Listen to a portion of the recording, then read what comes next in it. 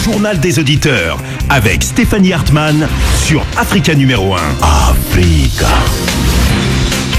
Bonjour à toutes et à tous, j'espère que vous allez bien. Bienvenue dans votre émission, le journal des auditeurs, votre espace d'expression, de commentaires et d'analyse sur les sujets qui font l'actualité. Nous sommes en direct, bien sûr, du lundi au vendredi et ce jusqu'à 14h. Aujourd'hui, dans le JDA, le point sur le Togo, lundi soir, dans un communiqué lu à la télévision nationale, le ministre de l'Industrie et du Tourisme du gouvernement togolais, Yaovi Atigbe Iou, a donc affirmé que le gouvernement prenait les dispositions nécessaires pour l'ouverture d'un dialogue avec l'ensemble de la classe politique togolaise.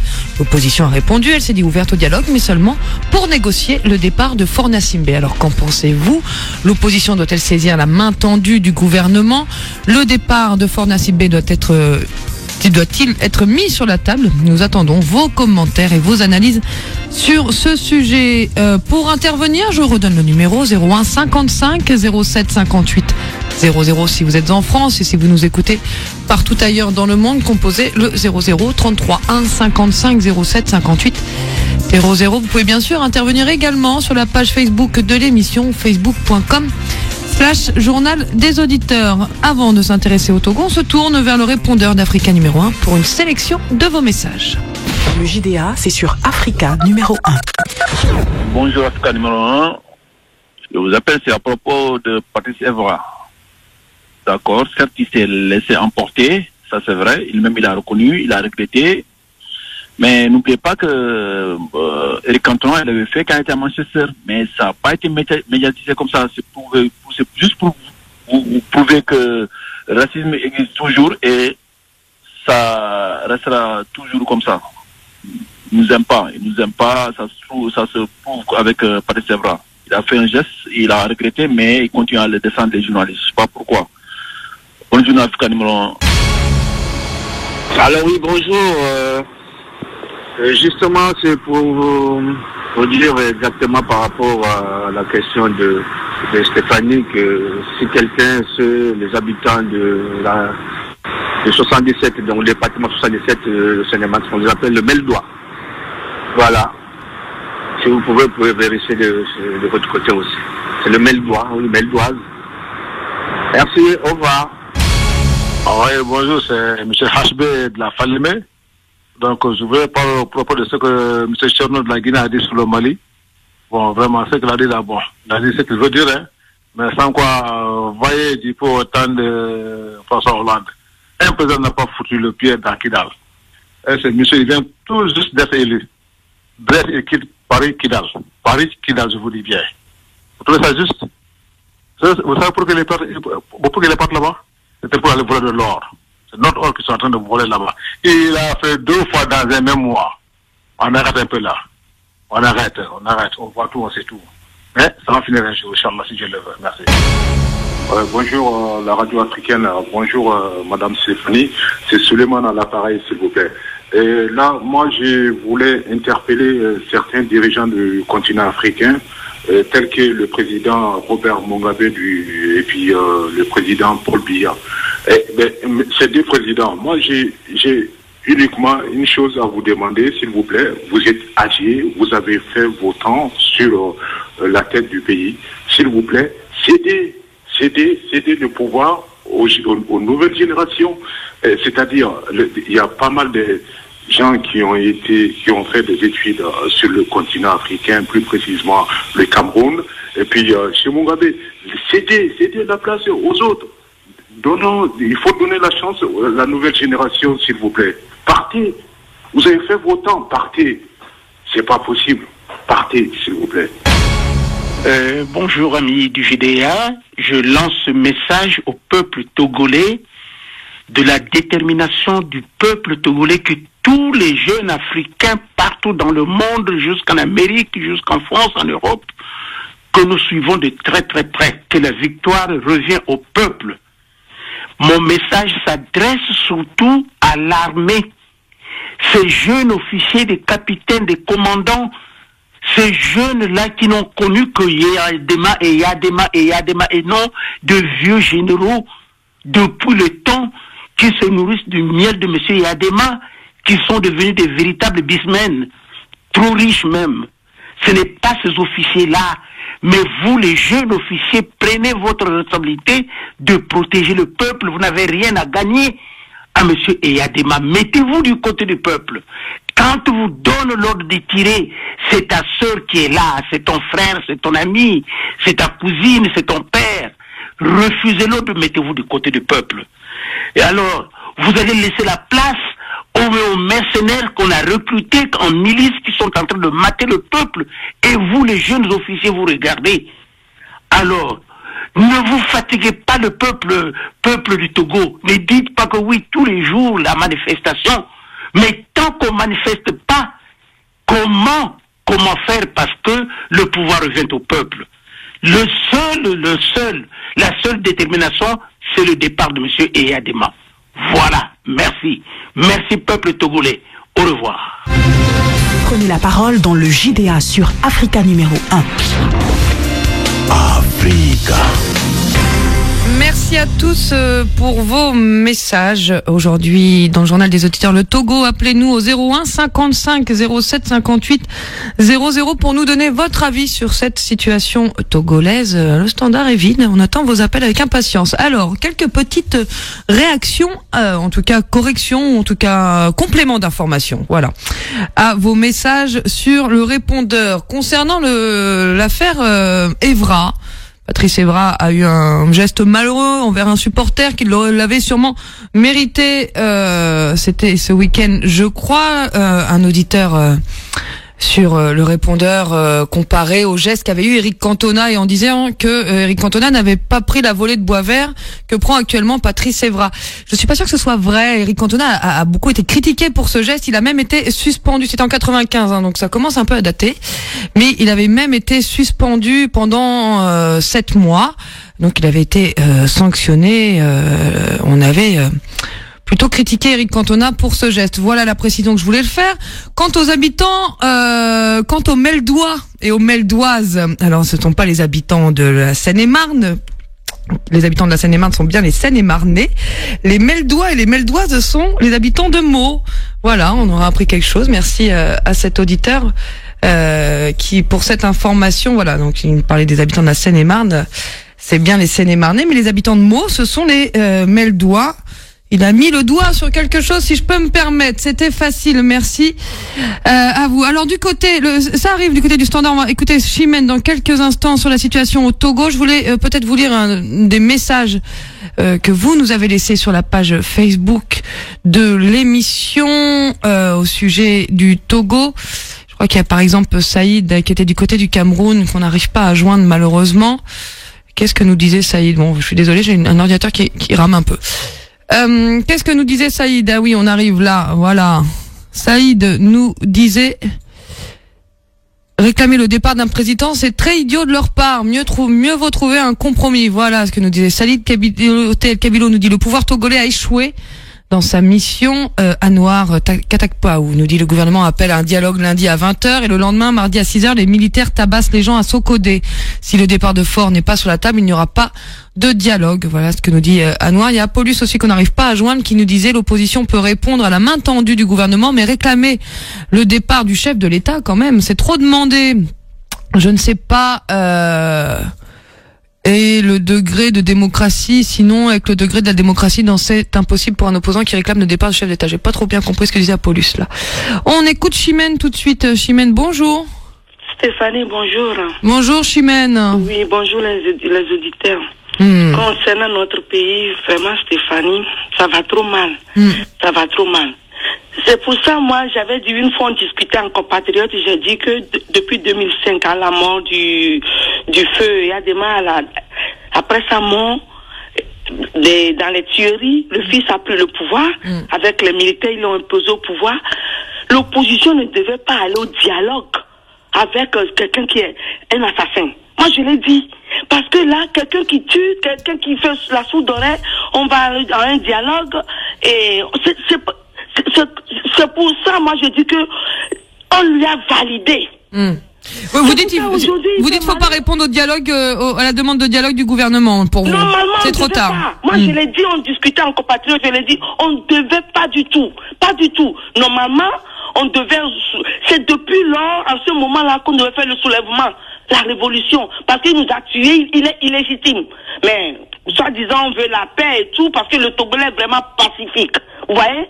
Quand on est trop bon, on est trop couillon. Tu es bonbon, tu es bon aujourd'hui, demain tu es encore bon, tu deviens bonbon, on te suit ça. Ouais. Tout ce qui se passe depuis le 19 août là, il s'en fout complètement du peuple. Il fait la sourde oreille, il prend l'avion, il va régler des problèmes dans un pays où il y a limitation de mandat. C'est vrai que le chef de l'État lui-même n'a même pas encore pris la parole. Il n'a pas pris la parole. Il s'en fout du peuple. Tout un peuple qui crie son ras-bol. Stéphanie, nous les Togolais, on en a ras-bol. Ça fait mal au cœur, Stéphanie. Ça fait mal au cœur. On entend, Chimène. C'est nous qui payons les conséquences ici. Il n'y a pas d'hôpitaux. Quelqu'un veut se soigner, c'est toi. On comprend, Chimène. Stéphanie, vous imaginez, tu es un père de famille. Dans ta maison, ça brûle. Papa, on a fait. Papa, ma scolarité. Papa, ceci. Tout est tu. Est-ce que vous allez vous comprendre un peu ce que je veux dire? C'est tout un exemple, un mini exemple que je donne, quoi. Vous imaginez ça? Compléter. Après, quand tu vas à côté chez le voisin, tu veux régler le problème de ton voisin. Stéphanie, depuis que le 19 août, là, le peuple est aux abois. Non, on va faire référendum, on va dialoguer. C'est comme si il y a le plus diluvienne, quelqu'un se réveille avec sa maison qui est remplie d'eau. Tu dis, ah, mon ami, tu lui tapes sur l'épaule, mon ami, je vais te ramener un emplacement. C'est fou, ça. Ouais, c'est ça. C'est fou. Ça s'appelle le pansement sur une jambe de bois. Normalement, tu devais aider ton voisin à évacuer l'eau. Ou bien, je m'en fiche, Stéphanie. Excusez-moi un peu de moral, parce que on a mal au cœur, quoi. Bah, c'est vrai qu'il y a eu beaucoup de dialogues. Je sais plus combien il y a eu de dialogues, mais en effet, de nombreux dialogues entre pouvoir et opposition ont lieu ces dernières années au Togo, avec des accords qui n'ont pas été appliqué. C'est d'ailleurs ce qui explique le ras-le-bol des Togolais. Merci beaucoup, Chimène, d'avoir ouvert ce débat. Vous disiez on souffre. Il faut dire que donc il y a eu effectivement des manifestations qui se sont déroulées mardi et mercredi, plutôt déroulées dans le calme du côté de Lomé. C'est du côté de Sokodé, la ville dont est issu Tikpi Atchadam, l'un des nouveaux leaders de l'opposition, où il y a eu des affrontements et une répression. Amnesty International a dénombré au moins 10 blessés qui étaient encore hospitalisés mardi à Sokodé, dont un blessé par balle. Diaby, bonjour. Bonjour Diaby, vous pouvez enlever votre kit main libre, Diaby? Oui, ça y est. Ça y est, c'est fait. Ah, bon. Ouais, on entend la différence. Voilà, mais j'ajoute pour dire aux Togolais. La radio, c'est vous coupez votre radio aussi, Diaby, ou? Ouais, la radio est coupée aussi. C'est bon? C'est bon.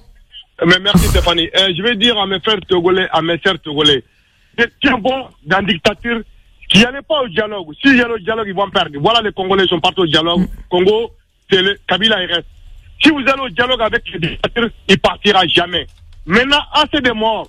Maintenant, Afrique de l'Ouest, le chef d'État Afrique de l'Ouest, quand j'ai dit ça, mes frères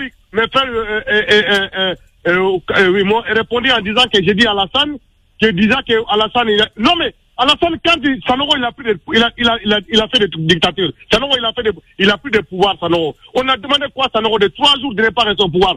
Voilà les Togolais qui sont en train de mourir. Alassane, il fait quoi? Alassane, il fait quoi? Vous n'allez pas le rendre responsable de tout ce qui se passe dans la sous-région, quand même. Je sais que Stéphanie, vous allez me répondre Alassane. Je sais ça. Non, c'est pas. Vous savez pas grand-chose. Je dis quelque chose pour Alassane. Mais je sais parce que je vous rapproche. Et en plus, je trouve que vous parlez d'Alassane Ouattara, on est bien d'accord, que ce soit clair pour tout le monde. Vous l'appelez par son prénom, vous devez le connaître beaucoup mieux que moi. Quand Alassane, je suis d'accord avec vous. Quand Alassane, il nous a dit, Alassane, qu'est-ce qui nous a suspendu? Vous éloignez, Diaby, on vous entend moins bien, là. Vous m'entendez pas? Non, pas moins bien. Ah, c'est dommage, ben écoutez. Allez-y, on ne bougez plus. Ouais, d'accord, ben c'est bon. Mais je vais vous dire une chose, Stéphanie. Tout ça, c'est la faute des CEDEAO qui ne font rien aujourd'hui, qui laissent à leurs frères, à leurs sœurs de mourir, qui ne prennent pas aucune décision. C'est la honte. Merci Diaby, merci beaucoup de votre analyse, Diaby, qui estime que la CEDEAO n'était pas à la hauteur. La CEDEAO a fait plusieurs tentatives de médiation largement rejetées par l'opposition togolaise. L'opposition en reproche d'ailleurs au président de la commission de la CEDEAO, de faire partie de la famille du président togolais Abou Fofana. Bonjour. Bonjour Stéphanie, comment allez-vous? Bon, ça va. Bon, ça fait du bien si ça va chez vous. Ouais, moi je viens sur, j'encourage le peuple togolais pour dire que vraiment détenus bons, de pas lâcher. Il y a des comment on appelle, j'ai oublié le diable, me fait perdre le nom. Forna Simbe. Foya Simbe, il a fait sortir une première carte, il a échoué. Stéphanie, c'est comme ça la politique. J'avais laissé un message un jour, j'ai dit de tenir bon, de demander l'impossible. Là, tu vas avoir le possible. C'est ce que le peuple togolais est en train de faire. Faut demander l'impossible en politique pour avoir le possible. Si tu demandes pas l'impossible, tu n'as rien. Ok, vous dites, Abou, vous dites finalement les Togolais ont raison de demander, en tout cas l'opposition a raison de demander, de mettre sur la table le départ de Forna Simbe. Oui, départ immédiat, c'est ce qui est normal pour eux. Et maintenant, lui, il a fait sortir un premier cas, c'était quoi? Aller s'asseoir, faire discuter l'Assemblée, donner constitution qu'il veut, les peuples togolais refusent. Il va revenir à la raison. Il a pas de demander une négociation, non. Il va demander encore un autre encore. Il va faire un autre cadre. Ça va échouer. Il va revenir encore. Et c'est lui qui est le perdant. C'est le pouvoir là qui est perdant. Parce que tout ce qu'il avait accepté, que les gens ont demandé avant, il n'est pas fait. Aujourd'hui, eux demandent l'impossible pour que ça soit fait immédiatement. Si Jabi veut mettre ça sur Ouattara, on lui remercie. Président malien là, il peut pas le citer. Lui, il peut rien faire. Président malien là, il n'est pas président aussi. Il fait frontière aussi les choses, il essaie de CEDEAO. Merci, Abou, merci beaucoup, Abou, merci beaucoup, Abou, merci, Abou. William, bonjour. Oui, bonjour Stéphanie. Bonjour William. Je voulais vous poser une question, mais elle m'a échappé. Non, je voulais vous dire. Non, non, William, si. Je voulais vous dire que finalement le pouvoir togolais a fait évoluer sa position depuis le début des contestations. Il était plutôt fermé au dialogue. On a évoqué un référendum. Aujourd'hui, il y a une main tendue de dialogue. Est-ce que vous pensez que le pouvoir togolais est un peu fébrile face à la mobilisation qui ne faiblit pas? Oui, mais vous savez, Stéphanie, quand il y a une pression, c'est comme aujourd'hui, vous devez quelqu'un, il vous demande sa dette, et puis vous dites non, je n'ai pas d'argent, mais il sait que vous avez l'argent. Et à chaque fois, il vient, c'est comme ça tous les jours. Et après, il va dire, bon, je vais dormir devant votre porte. Si vous payez mon argent, je ne pars pas ici, tuez-moi. Mais après, à chaque fois, quand vous allez vous réveiller, vous voyez cette personne devant votre porte. Tout le temps, c'est comme ça.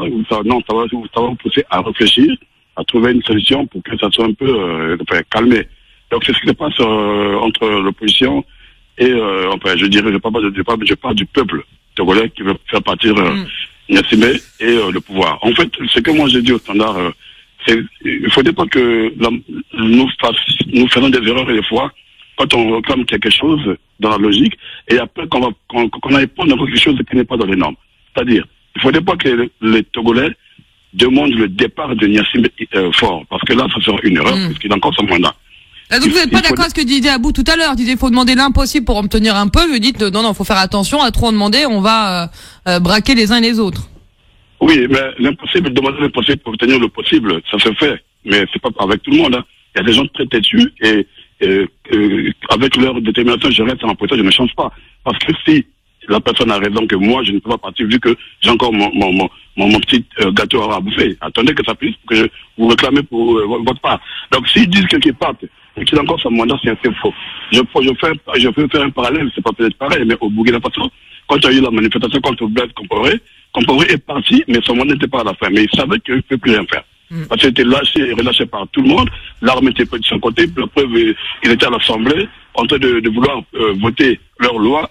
Les Burkinabés sont sortis. Du coup, il avait fait tous les murs. Qu'est-ce qu'il faudrait, William, pour que le mandat de Forna Simbe soit menacé? Pour ce qui justifie que Forna Simbe quitte son mandat avant 2020?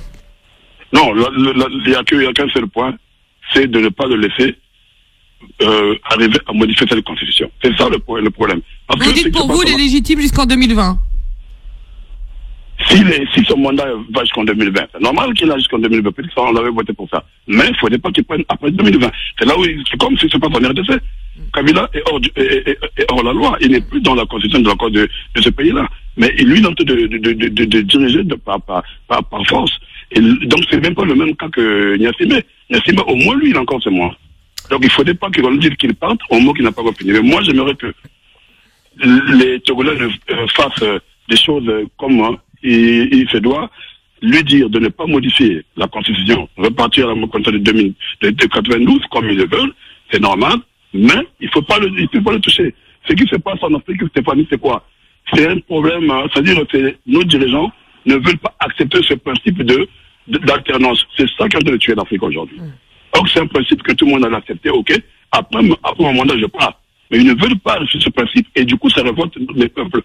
Est-ce que c'est vraiment une question d'alternance, le refus de l'alternance, ou c'est le refus de laisser tomber une rente qui profite à un clan?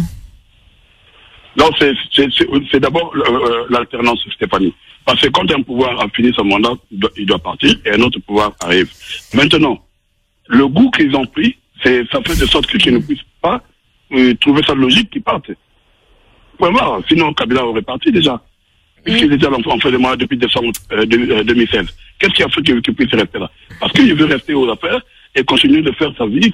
C'est comme ils l'ont toujours fait tous. Donc moi, je pense que pour Niassime, le calme, le silence qu'il a pris, je disais qu'on a ça qu'il est en train de regarder de gauche à droite comme ils ont l'habitude de coopérer. Et après, quand il aura encore peut-être une force quelque part, et en ce moment-là, bon, il va encore sortir ses griffes. Parce que là, on reconnaît que non, il est faible parce qu'il a tenu la main, parce qu'il s'est dit, je ne sais plus quoi faire. Donc, on va tendre la main, qu'ils acceptent cette main, et après, très souvent, nos pouvoirs en Afrique, je ne sais pas comment ça se passe, mais d'arriver à convaincre des opposants. Et après, c'est l'opposition qui se divise, c'est le peuple qui meurt, et c'est le peuple qui ne comprend plus comment ça s'est fait.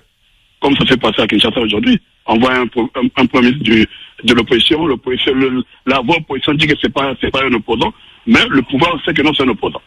Et du coup, à un moment donné, même quand ici en Occident, les Européens, quand ils regardent ailleurs, ils disent, mais il est de l'opposant. Parce que eux, c'est ce qu'on a dit, c'est l'opposition. Donc au Togo, c'est l'opposition qui doit faire la pression, mais pas faire une pression qui sera hors norme en disant non, qui part. Parce que là, il y aura vraiment de n'importe quoi dans ce pays-là, excusez-moi, mais je pense que ça sera comme ça, parce que personne ne voudra laisser son mandat partir sans pourtant que ça arrive à la fin. Donc, je suis désolé, mais j'ai lu un truc hier de Bayor, qui a accordé une interview. Ah oui, le footballeur, qui a refusé de prendre position, il dit, moi, le politique, c'est pas mon truc, hein. Voilà, il a dit carrément, c'est pas mon truc. Mais moi, je l'en veux pas. Je pense que c'était un peu maladroit, ces propos, mais bon, c'était un peu. Non, c'est pas, non, pas très courageux. Oui, c'est pas trop maladroit. Vous savez, Stéphanie, il y a une chose. Moi, quand je suis avec mes amis, je dis toujours à mes amis, attention, c'est pas parce qu'on a besoin d'un changement en Afrique et que tous nous ayons des mêmes idées ou bien mener le combat pareillement. Il y en a certains qui mènent leur combat à une façon qu'ils savent eux-mêmes, après, ça aboutit à quelque chose. D'autres, ils vont aussi à leur manière, après, parfois c'est chaud. Mais on ne peut pas, tout le temps, dire que non, comme toi tu ne parles pas, ça veut dire que tu es pour le pouvoir. Non, pas forcément. Non, il a dit clairement qu'est-ce que le départ de Faure Gnassingbé changerait. Changera, oui. Il a même demandé, il a comparé ça à la Libye de Kadhafi, donc bon, alors voilà. Oui, ben ouais, là il y a eu des comparaisons. Bon, il n'a pas très bien conscience, en tout cas, pour saisir l'enjeu du combat que mènent ceux qui se mobilisent. Il a demandé à la diaspora togolaise de venir sur place, en France, de prenez l'avion, payez les billets, prenez l'avion pour aller faire manifester au lieu de faire ça depuis ici. Mais bon, vous savez, chacun de nous il te dit ce qu'il pense, mais on peut pas se l'en vouloir. William, oui. On va donner la parole aux autres auditeurs. Oui, comme ils sont là maintenant, il faut les prendre. Merci beaucoup, William. Bonne journée à vous. Kassim, bonjour. Bonjour. Alors justement, Kassim, vous laissez pointer les responsabilités de l'opposition et du monde politique togolais dans cette situation. Effectivement, parce que moi je viens d'abord juste au début de la prise de pouvoir de monsieur Faure Gnassingbé. Parce que et toutes ces manifestations qui se passent aujourd'hui, mais il fallait le faire avant. Parce que il faut reconnaître que la constitution togolaise a été violée pour que ce monsieur soit président. On est d'accord. juste après la mort de son papa, il a été nommé président. Oui, il n'a même pas été élu, tout à fait, oui. Voilà, il a été nommé président. On dit quoi, non, l'armée a pris le pouvoir pour le lui donner. Mais donc du coup, ce monsieur, il a tout obtenu de manière frauduleuse. Cela dit, Kassim, vous connaissez l'histoire du Togo. Les Togolais se sont manifestés. Hein. Il y a eu au moins 1000 morts en 2005. Hein. Bon, mais il fallait maintenir la pression.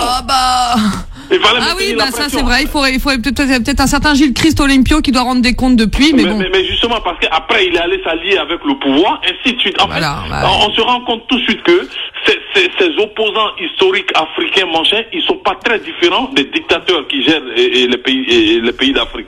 Parce que tout ce qui se passe en ce moment au Togo, là, quand tu fouilles bien, du côté du pouvoir et du côté de l'opposition, en fait, tout se fait autour de l'argent. Personne ne parle du peuple. Personne ne parle du bien-être des Togolais, mais chacun pense déjà au poste qu'il va occuper et à la rente financière qui va tomber. C'est tout. Tu comprends? Donc, du coup, c'est une opposition moribonde qui est en train je veux dire, s'appuyer sur... Alors, justement, l'opposition était plutôt moribonde. Elle a repris un regain de vigueur avec l'arrivée de Tikpi Atchadam. Oui, parce que lui, on le connaît pas encore. C'est une nouvelle tête, on le connaît pas encore. Mais quand les gens seront habitués à lui, vous allez voir, ça va encore retomber parce que... Alors donc, Kassim, si je suis votre analyse, ce combat, vu ceux qui les mènent, puisque vous critiquez l'opposition, finalement, vous dites ce combat ne vaut pas la peine. Non, j'ai pas dit ça. J'ai pas dit ça. Il faut que le peuple, le vrai peuple togolais, le prolétariat togolais, se trouve un vrai leader qui parle en leur nom. Mais que ces petits bourgeois, tous ces satellites qui gravitent autour du peuple là, au nom du peuple, ils vont marcher sur le peuple pour arriver au pouvoir, et puis après revenir faire ce que Faure est en train de faire. Je ne sais pas si tu me comprends. Oh, mais parce que monsieur Olympio, en qui nous avions placé un grand espoir, mais vers la fin il nous a déçus. Tu comprends? Et même quand on regarde aujourd'hui l'opposition active, c'est des dérivés de monsieur Olympio. L'ANC est née d'une scission, effectivement, voilà. Quand Gilles Christ Olympio a Donc c'est des dérivés ou bien c'est des des dérivés, c'est des dissidents puisqu'ils n'étaient pas d'accord avec le fait qu'ils rallient le pouvoir. Oui, mais en même temps ils ont les mêmes idées. Oui, mais alors Tikpi Atchadam, Kassim, je suis pas d'accord, il vient pas de là. Non, il n'était pas d'accord avec le fait que Olympio et rejoigne le pouvoir, il n'était pas d'accord avec, je veux dire, les postes qui leur ont été donnés, parce que puisque eux ils ne gagnaient pas, enfin ils n'avaient pas une bonne part dans le gâteau, c'est ce qu'ils ont reproché à Olympio. Olympio, il a joué perso. Sinon, ils étaient pour. Oui, vous faites des ils étaient pour le gouvernement d'union nationale, mais ils n'étaient pas. C'est-à-dire, il n'y avait pas beaucoup de ministères pour eux. Ils voulaient tous participer, je veux dire, au gouvernement. Voilà le problème. En fait, c'est pas un combat pour le bien-être du pays, mais c'est un combat pour leur carrière. C'est ce que je alors, pour les opposants, mais les gens qui sortent dans la rue, c'est pas pour leur carrière à eux. Ils vont pas sortir pour les carrières de. Mais Stéphanie, dans des pays où le taux d'analphabétisation atteint 80-90%, et même quand on va à l'école, on sait lire et écrire, mais on ne comprend pas ce qui se passe autour de nous. Alors donc voilà. Donc Kassim, qu'est-ce que vous dites là? Mais je dis qu'on est mal parti, c'est tout. Que les gens dans la rue qui descendent dans la rue sont analphabètes, est-ce que vous Non, j'ai pas dit ça. Ils ne comprennent. Oui, analphabètes sur le plan politique parce qu'ils ne comprennent pas ce qui se passe autour d'eux. D'accord. Moi, oui. Non. Voilà, la plupart des gens. C'est votre opinion. Bon, oui, je pense. Je pense que c'est mon opinion. Moi, je peux le défendre et je peux le démontrer. Mais simplement. Voilà, les vrais leaders togolais, mais je ne pense pas qu'ils soient aux affaires. Parce que tous ces porteurs de costumes là qu'on voit, voilà, c'est des petits carriéristes et puis des gens qui sont là pour l'argent. Voilà. C'est ce qui est manque de vrais leaders togolais, nous dit Kassim. Alors je vois pas de Togolais. Je sais pas si t'as. On va demander aux autres auditeurs. Merci Kassim de votre appel. Allez, ciao. Bonne journée Kassim. Merci beaucoup. Kassim qui était plutôt critique sur l'opposition, qui dit finalement tout ça est une question de carrière. Tata, bonjour. Oui, bonjour madame Stéphanie. Bonjour monsieur Tata. Vous avez entendu ce que Oui,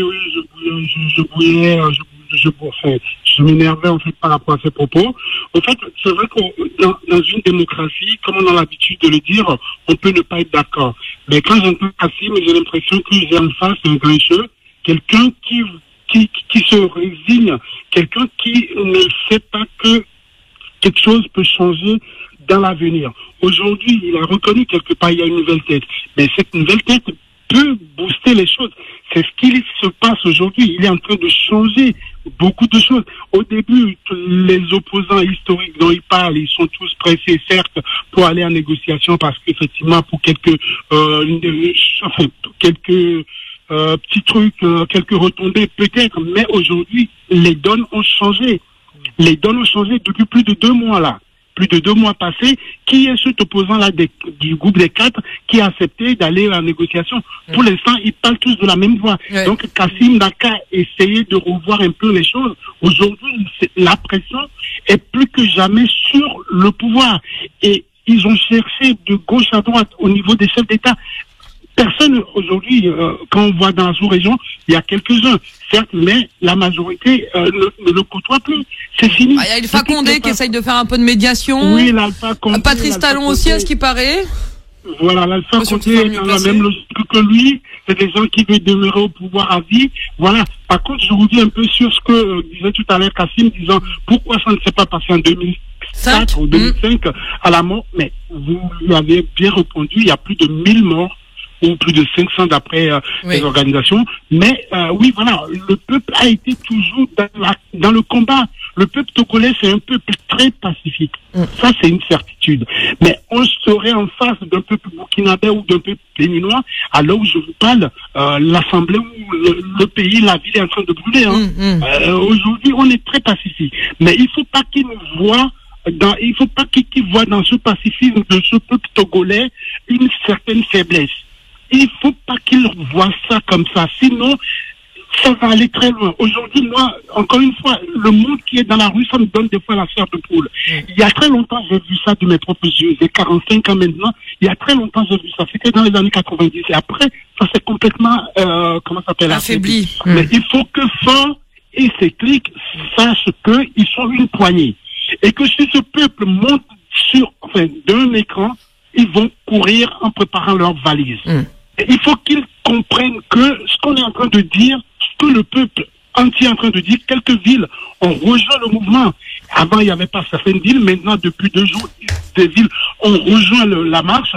Mais il faut qu'ils sachent que tout ce que le peuple est en train de demander depuis plus de 2 mois, bien avant cela, c'est pour le bien de tous les Togolais. C'est très clair. Ils ont des enfants. Leurs enfants vont avoir d'autres enfants.